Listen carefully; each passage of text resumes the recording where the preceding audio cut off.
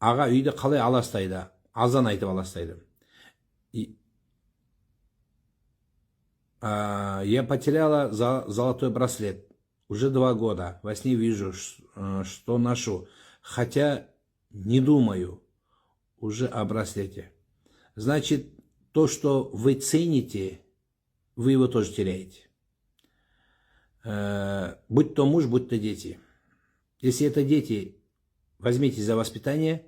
Если вы замужем, то обратите внимание на вашего мужа. Если вы не замужняя абсолютная женщина, то без детей, то уделите внимание себе. То есть с вашим поклонением.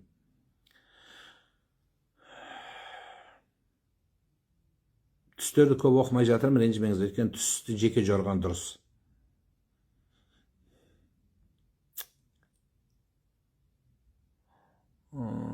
Түсімде көктап таза теңізде шомылып жүр екенмін, жүріп беріңізші, өте жақсы намаз оқитын боласың. Өйткені теңіз ол өмір, су.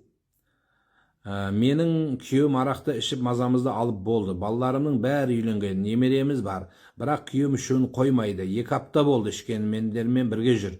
Үйге келмейді, не жасасақ болады? Күте бересіз, келсе келеді, келмесе сол жақта бір жағына шығады. Енді істейсіз оны. Сол балалардың алдына абыройын төгіп, арақтың қадірі, өзінің қадірін кетіріп бітірген адамның қадір алып бермек бедіңіз. Өзі пайғамбарымыз Мұхаммад саллаллаху алейхи хадисінде де келеді бұл нәрсе. Адам тоқтамай ішетін болса дейді, яғни маскүнем болып салынып ішетін болса, болды енді ары қарай омен ары қарай өмір ешкімнің малдың артынан мал болмайды дегендей, адамның ары қарай өзінің адамдық дәрежесін, Алла сипатын малдық дәрежеге түсірсе, енді оны Құдай алып шықпаса, адам алып шыға алмайды. Шәуілдерге келіңізші дейсіз бе? Шәуілдердің әкімшілігіне жазыңыз, әкімшіліктердің аккаунты бар ғой, соларға жазсаңыз шақырады. Мысалы, Жаңарқа ауданының халқы әкімдікке жазып, әкімдік тиісті орынға қайырылып, мені шақырды, мен барам.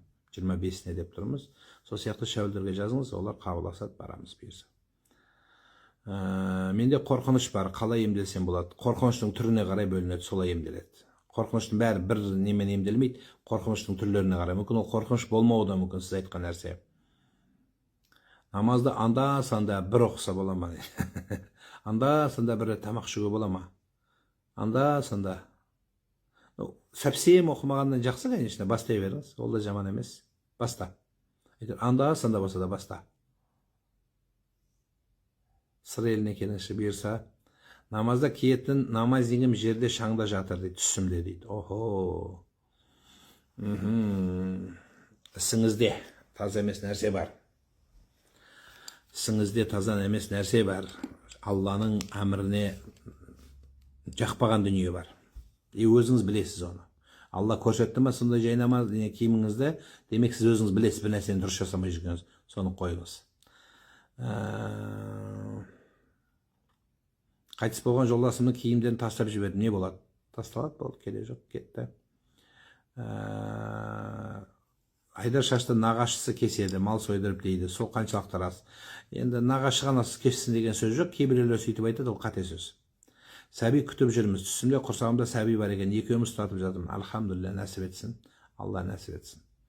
Жолдасым өте қызуғанды, жасы 45-те, өте подвижный, за рулем нервничать етіп ұрсып отырады дейді. Сіз ремень тағып тыныш отырыңыз, ұрсай берсін. Өзімен өзі кейбіреулер болады сондай.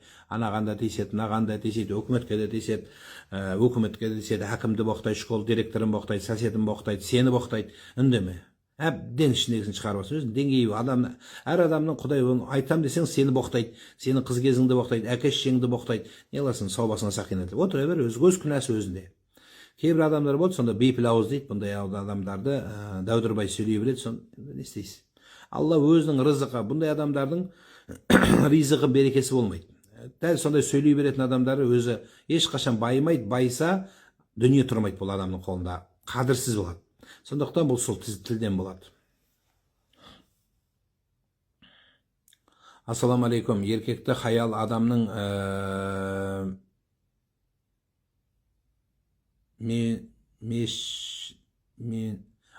мешінен дуаласа, оны қайтаруға бола ма дейді. Болады.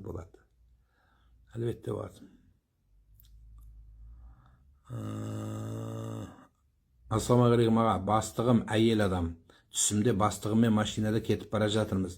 кейін теңізге машинамен түсіп кеттік дейді. Кейін бастығымыз машинаны қатты айдап теңізден шықтық. Не болады аға дейді. Бастығың ештеңең жоқ па әйтеуір тыныш жүр. Бастығым ештеңе, заң бұзбаңдар, тәртіпті бұзбаңдар.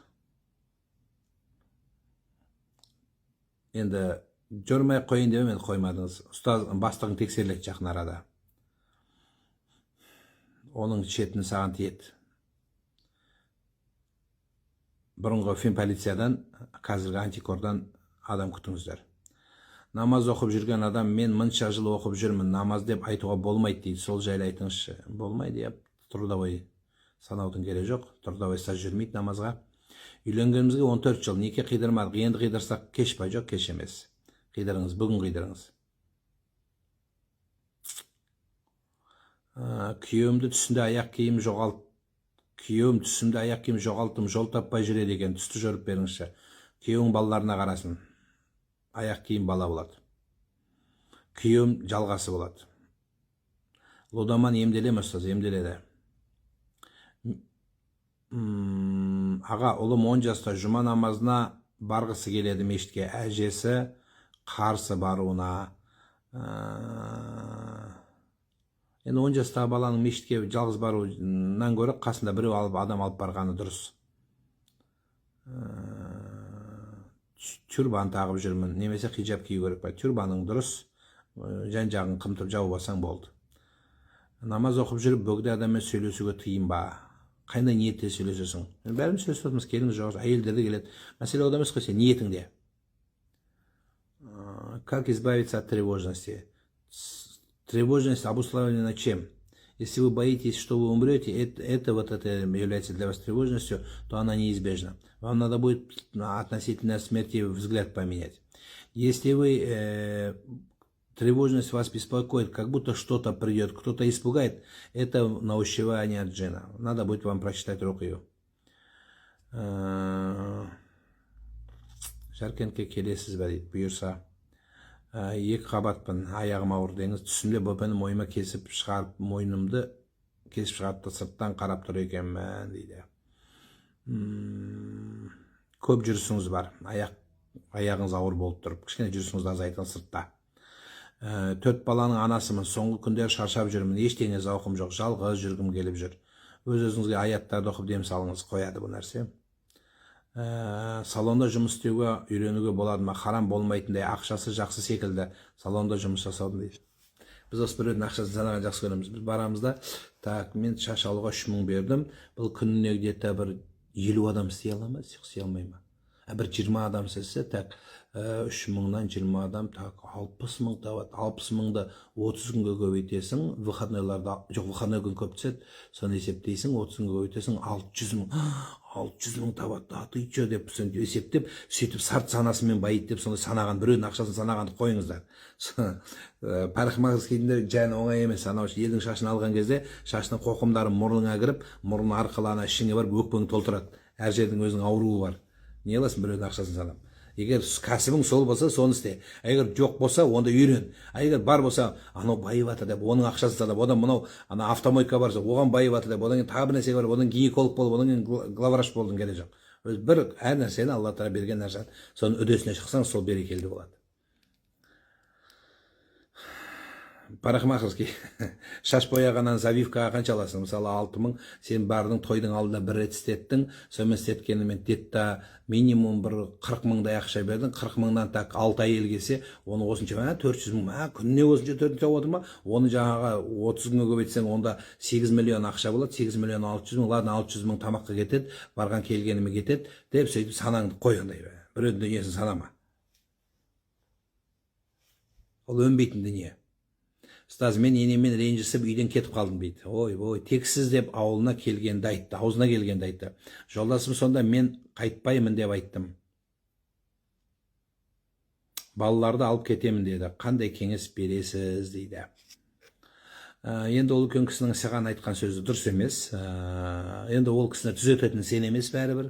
Оның өзінің дәрежесі, түсінігі, ойы, егер күйеуің келіп алып кетем десе, онда күйеуіңнің саған белі бұрып тұрған болса, барып қосылып ал, үлкен кісіден кешірім сұрай сал, кешіріңіз мені де. Оның жасына жеткен кезде сен аузыңнан қандай сөз шығатынын өз уақыт көрсет.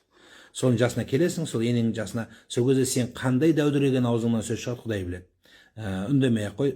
Енең өзінен өзі айтқан жоқ шығар, сен де виноватсың сол жерде. Енең өзінен өзі саған сөйлеген болса, онда енең кішкене ақыл есі дұрыс емес. Ауру адамға ренжімейді ғой.